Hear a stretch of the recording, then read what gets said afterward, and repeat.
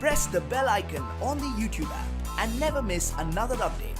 সকলকে ওয়েলকাম করছি NH TV Bangla presents বায়োগ্রাফিতে। বায়োগ্রাফির এখনকার আয়োজনে আমরা জানার চেষ্টা করব হযরত মুসা আলাইহিস সালামের জীবনী সম্পর্কে। আর ভিডিওটি শুরু করার আগে অবশ্যই আমাদের চ্যানেলটিতে সাবস্ক্রাইব করে বেল আইকনটিতে প্রেস করে দিতে ভুলবেন না।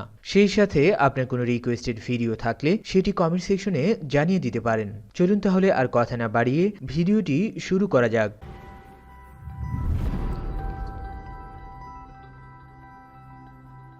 হযরত মুসা আলাইহিস সালাম, যাকে ইংরেজিতে বলা হয় মোজেস, তিনি ইহুদি, খ্রিস্ট এবং ইসলাম ধর্মে স্বীকৃত রাসূল বা আল্লাহর বার্তাবাহক।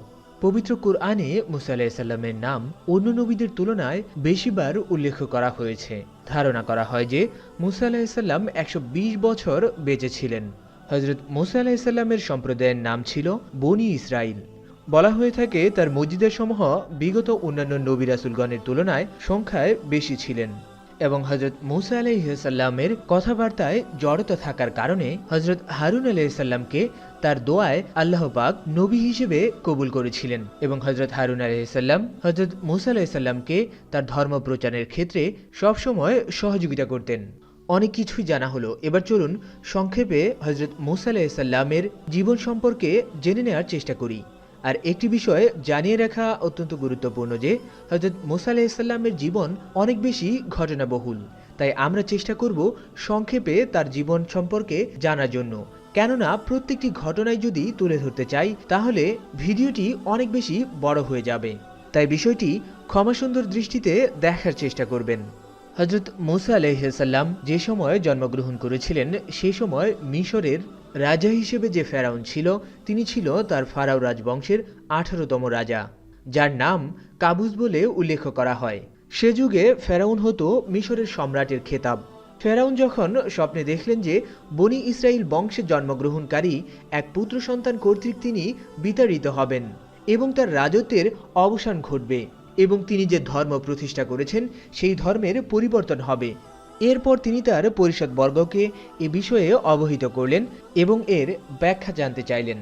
হামান ছিলেন ফেরাউনের মন্ত্রী এবং তার দেয়া স্বপ্নের ব্যাখ্যার ভিত্তিতে ফেরাউন শঙ্কিত হন এবং তার প্রতিকার হিসেবে তিনি ফরমান জারি করলেন যে বনী ইসরাইলের কোনো নবজাতক পুত্র সন্তান জন্মগ্রহণ করলেই তাকে হত্যা করা হবে। প্রতিটি সন্তান সম্ভব মায়ের প্রতি যেন নজরদারি রাখা হয়। এভাবে কিছুকাল অতিবাহিত হওয়াতে বনী ইসরাইলের পুত্র সংখ্যা হ্রাস পেতে থাকে এবং এতে করে ফেরাউনের সম্প্রদায়ের লোকজন আশঙ্কা প্রকাশ করতে থাকে যে বনী ইসরাইলের বংশের বিলুপ্ত ঘটলে তাদের দাস ও শ্রমিকের অভাব ঘটবে এবং দেশ পরিচালনার ক্ষেত্রে বিঘ্ন সৃষ্টি হবে। তারা এই আশঙ্কার বিষয়টি ফেরাউনকে অবহিত করেন। অতঃপর তিনি নির্দেশ দেন যে 1 বছর অন্তর অন্তর যেন পুত্র সন্তান হত্যা করা হয়, তবে গোপনে গোপনে সার্বিক হত্যার ঘটনা অব্যাহত রাখার নির্দেশ প্রদান করেন। বর্ণিত আছে যে যে বছর হত্যার আদেশ রহিত ছিল সে বছরই হযরত হারুন আলাইহিস সালাম জন্মগ্রহণ করেছিলেন, আর যে বছর হত্যার আদেশ বলবৎ ছিল সে বছর হযরত মুসা আলাইহিস সালামের জন্ম হয়। আর হযরত মুসা আলাইহিস সালামের বাবা মা এই বিষয়টি সবার কাছ থেকে সর্বাত্মকভাবে গোপন রাখার চেষ্টা করেন। কাবেলা নামক এক কিপ্তি স্ত্রী যে মুসার মাতার প্রহরী রূপে নিযুক্ত ছিল, ভূমিষ্ঠকালীন সময়ে সে হাজির হয়ে সদ্যজাত মুসার রূপ লাবণ্য দেখে মুগ্ধ হয়ে পড়েন এবং শিশুটির প্রতি তার স্নেহমায়া সৃষ্টি হয় এবং তিনি হযরত মুসা আলাইহিস সালামের জননীকে অভয় দিয়ে বললেন যে তুমি চিন্তা করিও না, আমি এ বিষয়টি কারো কাছে প্রকাশ করব না। আর এভাবেই হযরত মুসা আলাইহিস সালামের জননী তাকে 3-4 মাস গোপনে পালন করতে থাকেন, কিন্তু এক সময় তিনি বিশেষভাবে চিন্তিত হয়ে পড়েন যে যদি তার সন্তানের সংবাদ ফেরাউনের দরবারে পৌঁছে যায় তাহলে তার সন্তানের জন্য একটি বড় ধরনের হুমকির বিষয় হয়ে যাবে, আর যে কারণে তিনি তার স্বামীর সাথে আলোচনা করে সন্তানটিকে বাঁচিয়ে রাখার জন্য একটি ঝুড়িতে করে নীল নদে ভাসিয়ে দেন এবং তার সন্তানের রক্ষার দায়িত্ব তার সৃষ্টিকর্তার হাতে ন্যস্ত করে দেন। সে সময় সৌভাগ্যক্রমে এবং সৃষ্টিকর্তার ইশারায় ঝুড়িটি ভাসতে ভাসতে ফেরাউনের প্রাসাদ সংলগ্ন বাগানে গিয়ে থেমে থাকে। ফেরাউনের লোকজন এটিকে উঠিয়ে নেয় এবং পরবর্তীতে ফেরাউনের স্ত্রী আসিয়া এর নিকট তাকে নিয়ে যাওয়া হয়। হযরত মুসা আলাইহিস সালাম ছিলেন অত্যন্ত সুন্দর, যে কারণে ফেরাউনের স্ত্রী বিবি আসিয়া তার প্রতি অন্যরকম ভালোবাসা অনুভব করেন এবং তাকে মাতৃস্নেহে লালন পালন করতে শুরু করেন। কিন্তু ফেরাউন শিশুটিকে হত্যা করার নির্দেশ প্রদান করেন। এক্ষেত্রে ফেরাউনের স্ত্রী আসিয়া তাকে বাধা প্রদান করেন, যে কারণে ফেরাউন তাকে হত্যা করতে ব্যর্থ হয়। ফেরাউনের স্ত্রী যখন হযরত মুসা আলাইহিস সালামকে লালন পালন করছিল, তখন সমস্যা হয়ে দাঁড়ায় এই শিশুটি কারোই দুগ্ধ পান করছিল না। ঘটনাক্রমে হযরত মুসা আলাইহিস সালামকে স্তন পান করানোর জন্য নিয়ে আসা হয় তার নিজ মাতাকেই, এবং সেই সময় হযরত মুসা আলাইহিস সালামের মা এই বিষয়টি গোপন রাখেন যে এই সন্তানটি তার নিজেরই। অবশেষে হযরত মুসা আলাইহিস সালামের মা তার পরিচয় গোপন রেখেই নিজ সন্তানকে রাজ দরবারের তত্ত্বাবধানে লালন পালন করতে থাকেন। আর এভাবেই আল্লাহ তাআলা হযরত মুসা আলাইহিস সালামকে শিশু বয়সে ফেরাউনের হাত থেকে রক্ষা করে। এ বিষয়ে আল্লাহ তাআলা সূরা আল কাউসারের 13 নম্বর আয়াতে বলেন, অতঃপর আমি তাকে জননীর কাছে ফিরিয়ে দিলাম, যাতে তার চক্ষু জোড়ায় এবং তিনি দুঃখ না করেন, এবং যাতে তিনি জানেন যে আল্লাহর ওয়াদা সত্য, কিন্তু অনেক মানুষ তা জানে না। হযরত মুসা আলাইহিস সালাম যখন প্রাপ্ত বয়স্ক হন, তখন একদিন তার মার কাছ থেকে তার আসল জন্ম পরিচয়টি তিনি জানতে পারেন। আর এরপর থেকেই তিনি বনু ইসরাইলদের লোকদের প্রতি তার নিজের ভালোবাসা ও সহানুভূতি অনুভব করতে থাকেন।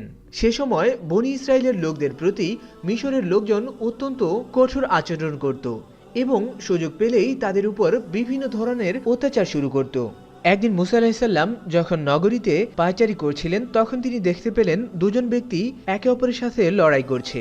এদের একজন ছিল মিশরীয় এবং অপরজন ছিল বনু ইসরাইলের ইহুদি।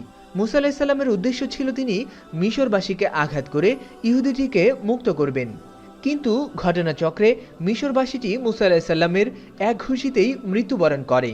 পরবর্তীতে এই বিষয়টি জানাজানি হয়ে যায় এবং বিচার কার্যের মাধ্যমে মুসা আলাইহিস সালামকে মৃত্যুদণ্ডাদেশ দেয়া হয়। এরপর হযরত মুসা আলাইহিস সালাম নিজের জীবন রক্ষার্থে মিশর ত্যাগ করতে বাধ্য হন। এ সময় মুসা আলাইহিস সালাম স্বেচ্ছায় যখন নির্বাসনে যাচ্ছিলেন, তখন তিনি মানসিকভাবে বিশেষভাবে উদ্বিগ্ন এবং অশান্তি অনুভব করছিলেন। আর এজন্য তিনি পরম করুণাময় আল্লাহর নিকট প্রার্থনা করেন, যার ফলে তিনি শান্তি লাভ করেন এবং উদ্বেগ থেকে মুক্তি পান। এরপর তিনি মাদিয়ানের দিকে যাত্রা শুরু করেন। তাফসীরকারগণ বলেন যে এই সফরে মুসা আলাইহিস সালামের সাথে খাদ্য হিসেবে ছিল বৃক্ষপত্র। হযরত ইবনে আব্বাস বলেন এটা ছিল মুসা আলাইহিস সালামের জন্য সর্বপ্রথম পরীক্ষা। এরপর হযরত মুসা আলাইহিস সালাম যখন মাদিয়ানের একটি মরুদ্যানে পৌঁছাতে সক্ষম হন, সেখানে তিনি অনেকটা পরিশ্রান্ত এবং ক্লান্ত হয়ে পড়েন এবং তৃষ্ণা নিবারণের জন্য পানির খোঁজ করতে থাকেন। সে সময় একটি পানির কূপের কাছে ঘটনাক্রমে তার সাথে দেখা হয়ে যায় হযরত শুআয়ব আলাইহিস সালামের দুই কন্যার সাথে, যেখানে তিনি তাদেরকে কূপ থেকে পানি তোলার জন্য সহযোগিতা করেন। এরপর তারা তাকে তার বাবা হযরত শুআয়ব আলাইহিস সালামের কাছে নিয়ে যায় এবং সেখানে গিয়ে হযরত মুসা আলাইহিস সালাম হযরত শুআয়ব আলাইহিস সালামকে তার জীবনের সব ঘটনা খুলে বলেন। আর হযরত মুসা আলাইহিস সালামের ব্যবহারে হযরত শুআয়ব আলাইহিস সালাম এবং তার কন্যারা অত্যন্ত সন্তুষ্ট ছিলেন, যে কারণে হযরত শুআয়ব আলাইহিস সালাম তাকে তার নিজ গৃহে রাখার মনস্থির করেন এবং তিনি তাকে নিজ থেকেই এই প্রস্তাব দিয়ে বসেন যে সে যদি চায় তাহলে সে তার কন্যাদ্বয়ের যে কোনো একজনকে বিয়ে করতে পারে, কিন্তু এর বিনিময়ে তাকে 8 থেকে 10 বছর তার বাড়িতে পশুচারণের কাজ করতে হবে। হযরত মুসা আলাইহিস সালাম হযরত শুআয়ব আলাইহিস সালামের এই প্রস্তাবে রাজি হয়ে যান। এরপর মুসা আলাইহিস সালাম মাদিয়ানে হযরত শুআয়ব আলাইহিস সালামের বাড়িতে 10 বছর থাকার পর তার স্ত্রীকে নিয়ে মিশরের উদ্দেশ্যে আবার ফিরে আসেন এবং হযরত মুসা আলাইহিস সালাম যখন তার স্ত্রীকে নিয়ে মিশরে ফিরে আসছিলেন, পথিমধ্যে তিনি যখন তুর পর্বতের কাছে তার স্ত্রীকে নিয়ে রাতের বেলা অবস্থান করছিলেন, তখন প্রচণ্ড শীত অনুভব হচ্ছিল এবং তার স্ত্রীর প্রসব বেদনা শুরু হয়ে যায়। তখন মুসা আলাইহিস সালাম শীতের কবল থেকে আত্মরক্ষার্থে আগুন জ্বালাতে চাইলেন, কিন্তু তিনি আগুন জ্বালাতে ব্যর্থ হন। হঠাৎ করেই তিনি দেখতে পেলেন তুর পর্বতে আগুন জ্বলছে, কিন্তু সেটা প্রকৃতপক্ষে আগুন ছিল না, সেটা ছিল আল্লাহর নূর। এরপর মুসা আলাইহিস সালাম আল্লাহর এই নূরকে আগুন ভেবে সেখান থেকে আগুন নিয়ে আসার জন্য অগ্রসর হলেন। আর এই ঘটনাটি ঘটেছিল তুর পাহাড়ের নিকটবর্তী তুয়া উপত্যকায় অবস্থান করার সময়। যখন তিনি আগুনের কাছে পৌঁছালেন, মুসনাদে আহমদে ওয়াহাব ইবনে মুনাব্বেহা বর্ণনা করেন যে মুসা আলাইহিস সালাম আগুনের কাছে পৌঁছে একটি বিস্ময়কর দৃশ্য দেখতে পেলেন। তিনি দেখলেন যে এটি একটি বিরাট আগুন, যা একটি সতেজ ও সবুজ বৃক্ষের উপর দাউ দাউ করে জ্বলছে। কিন্তু আশ্চর্যের বিষয় যে এই যে এর কারণে বৃক্ষের কোনো ডালপালা অথবা পাতা পড়ছে না, বরং আগুনের কারণে বৃক্ষের সৌন্দর্য, সজীবতা ও উজ্জ্বল্য আরও বেড়ে গেছে। হযরত মুসা আলাইহিস সালাম যখন এই নূর থেকে আগুন নেওয়ার চেষ্টা করছিলেন, তখন তিনি একটি গায়েবী আওয়াজ শুনতে পান। যে আওয়াজটির সারমর্ম ছিল এই যে বস্তুকে তুমি আগুন মনে করছো তা আগুন নয়, এটা আল্লাহ তাআলার জ্যোতি। সে সময় হযরত মুসা আলাইহিস সালাম জানতে চাইলেন, আমি স্বয়ং আপনার তথা আল্লাহর কালাম শুনছি, না আপনার প্রেরিত কোনো ফেরেশতার কথা শুনছি? সেখান থেকে জবাব আসলো, আমি নিজেই তোমার সাথে কথা বলছি। সূরা আত-তাহার 12 নম্বর আয়াতে আল্লাহ তাআলা উল্লেখ করেছেন, আমি তোমার পালনকর্তা, অতএব তুমি জুতা খুলে ফেলো, তুমি পবিত্র উপত্যকা তুয়ায় রয়েছ। সূরা আত-তাহা এর 14 থেকে 16 নম্বর আয়াতে আল্লাহ তাআলা হযরত মুসা আলাইহিস সালামকে ধর্মের সমুদয় মূলনীতি শিক্ষা দিয়েছেন, অর্থাৎ তাওহীদ, রিসালাত ও পরকাল সম্পর্কে তিনি শিক্ষা দিয়েছেন। তিনি বলেছেন, আমি আল্লাহ, আমি ব্যতীত কোনো ইলাহ নেই, অতএব আমার ইবাদত করো এবং আমার সম্মানার্থে নামাজ কায়েম করো। কিয়ামত অবশ্যই আসবে, আমি তা গোপন রাখতে চাই, যাতে প্রত্যেকেই তার কর্মানুযায়ী ফল লাভ করে। সুতরাং যে ব্যক্তি কিয়ামতে বিশ্বাস রাখে না এবং নিজ খাহেশের অনুসরণ করে, সে যেন তোমাকে তা থেকে নিবৃত্ত না করে, নিবৃত্ত হলে তুমি ধ্বংস হয়ে যাবে। আর এভাবেই হযরত মুসা আলাইহিস সালাম আল্লাহর পক্ষ থেকে তার চূড়ান্ত নবুয়ত তথা রিসালাত প্রাপ্তির সৌভাগ্য অর্জন করেন। এরপর হযরত মুসা আলাইহিস সালাম মিশরে ফিরে গিয়ে তার বংশের তথা বনু ইসরাইলের লোকদেরকে তার ধর্মের প্রতি আহ্বান করতে থাকেন।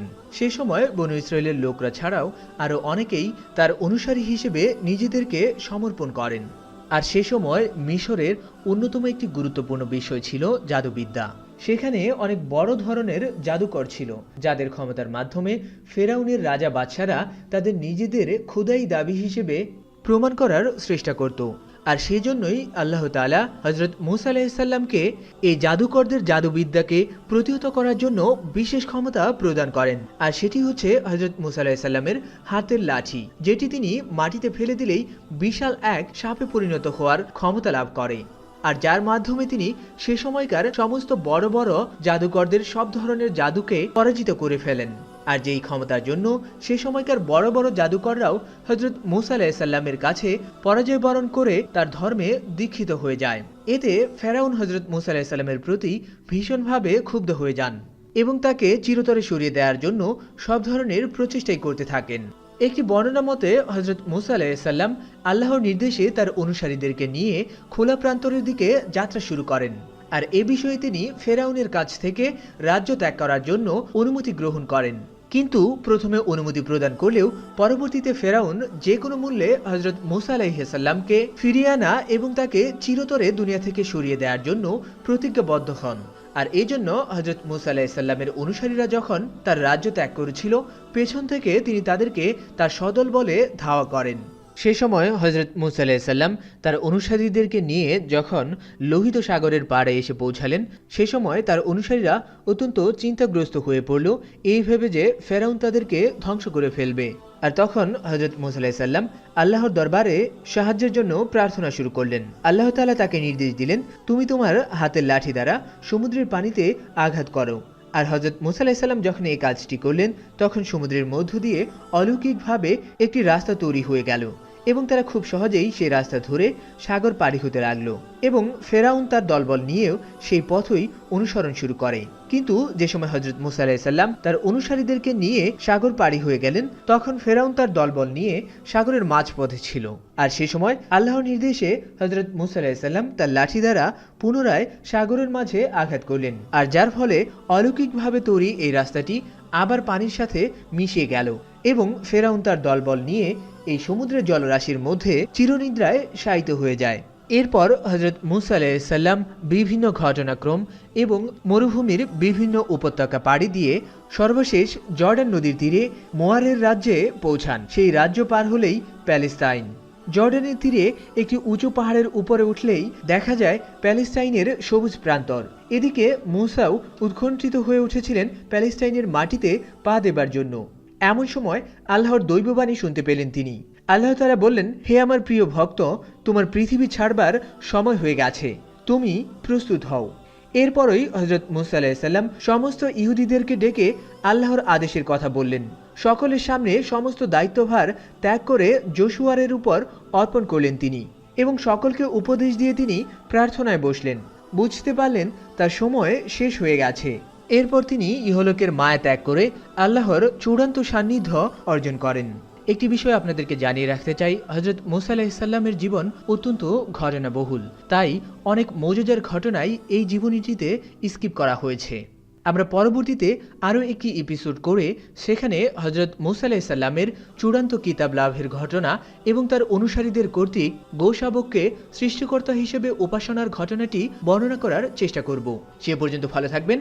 আবার আপনাদের সাথে কথা হবে নতুন এপিসোডে। That's it all about our today's video. Thank you very much for being with us and see you later in next videos.